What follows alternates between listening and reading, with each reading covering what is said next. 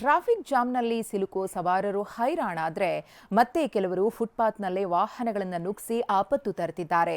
ಪಾದಾಚಾರಿಗಳ ಪ್ರಾಣಕ್ಕೆ ಕಂಟಕ ತರುತ್ತಿದ್ದಾರೆ. ಇದಕ್ಕೆ ಬ್ರೇಕ್ ಹಾಕಲು ಮುಂದಾಗಿರುವ TV9 ಅಭಿಯಾನವನ್ನೇ ನಡೆಸ್ತಾ ಇದ್ದು, ಬೆಂಗಳೂರಿನ ಫುಟ್ಪಾತ್ಗಳಲ್ಲಿನ ಚಿತ್ರಣಗಳು ಎಲ್ಲಿವೆ? ಫುಟ್ಪಾತ್ ಸವಾರಿ 1 ರಿಚ್ಮಂಡ್ ಟೌನ್ನಲ್ಲಿ ಸವಾರರು ಸಾಗಿದ್ದೇ ದಾರಿ. ಬೆಂಗಳೂರಿನ ಹೃದಯ ಭಾಗದಲ್ಲೇ ಇರೋ ರಿಚ್ಮಂಡ್ ಟೌನ್ನಲ್ಲಿ TV9 ರಿಯಾಲಿಟಿ ಚೆಕ್ ಇಳಿದಿತ್ತು. ಈ ವೇಳೆ ಕಂಡಿದ್ದು ಫುಟ್ಪಾತ್ ಮೇಲೆ ರ್ಯಾಶ್ ಡ್ರೈವಿಂಗ್. ಫುಟ್ಪಾತ್ ಮೇಲೆ ಗಾಡಿ ಓಡಿಸೋದು ಸರಿ ಅನ್ಸುತ್ತಾ ನಿಮಗೆ? ತಪ್ಪೇ ಸರ್. ಹೌದಾ? ತಾವು ಅರ್ಜೆಂಟ್ ಅಲ್ಲಿ ಇದ್ದೀರಾ, ಬಟ್ ಆದ್ರೆ ತುಂಬಾನೇ ಅಪಾಯಕಾರಿ ಚಾಲನೆ ಇದು. ಗೊತ್ತಾಯ್ತು ಸರ್, ಗೊತ್ತಾಯ್ತು. ಅರ್ಜೆಂಟ್ ಬಂದ್ಬಿಟ್ಟೆ. ಫುಟ್ಪಾತ್ ಮೇಲೆ ಹೋರಾಟ ಮಾಡ್ತಿರಲ್ಲ, ಸರಿ ಅನ್ಸುತ್ತಾ ನಿಮ್ಗಿದು? ನೋಡಿ ಯಾವ ರೀತಿ ಬೇಜವಾಬ್ದಾರಿಯುತವಾಗಿ ವಾಹನ ಚಾಲನೆಯನ್ನ ಮಾಡ್ತಾ ನುಣುಚ್ಕೊಂಡು ಓಡಾಡ್ತಾರೆ ಅನ್ನೋದನ್ನ.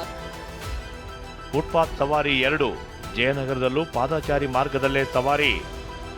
ಜಯನಗರದ ಪಾದಚಾರಿ ಮಾರ್ಗದಲ್ಲಿ ಓಡಾಡೋ ಜನರ ಜೀವಕ್ಕೂ ಗ್ಯಾರಂಟಿ ಇಲ್ಲ. ಯಾಕಂದ್ರೆ ಇಲ್ಲೂ ಕಂಡಿದ್ದು ಅದೇ ಸೀನ್.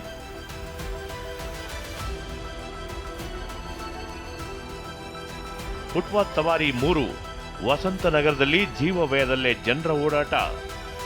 TV9 ತಂಡ ನಗರದ ವಸಂತ ನಗರದ ಗುಟ್ಟಳ್ಳಿ ಬಳಿ ರಿಯಾಲಿಟಿ ಚೆಕ್ ಇಳಿದಿತ್ತು.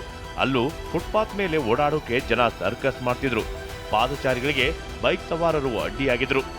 ಇಲ್ಲಿ ಎಷ್ಟು ಕೇಳಿದ್ರು ಸ್ಟಾಪ್ ಮಾಡಲ್ಲ, ಬಂದೇ ಬರ್ತಾರೆ ಫುಟ್ಪಾತ್ ಮೇಲೆ. ಆಮೇಲೆ ಪೊಲೀಸ್ನ ಬ್ಲೇಮ್ ಮಾಡ್ತಾರೆ. ಅವ್ರು ರೂಲ್ಸ್ ಫಾಲೋ ಮಾಡಿದ್ರೆ ಇಲ್ಲಿ ಏನು ಪ್ರಾಬ್ಲಮ್ ಆಗಲ್ಲ.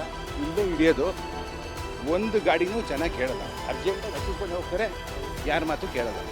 ಇದು ಬೆಂಗಳೂರಲ್ಲಿ ಜಾಸ್ತಿ ಆಗಿದೆ. ಫುಟ್ಪಾತ್ ಸವಾರಿ 4 ಕೋರಮಂಗಲದಲ್ಲೂ ಖಾಕಿ ಭಯವಿಲ್ಲ.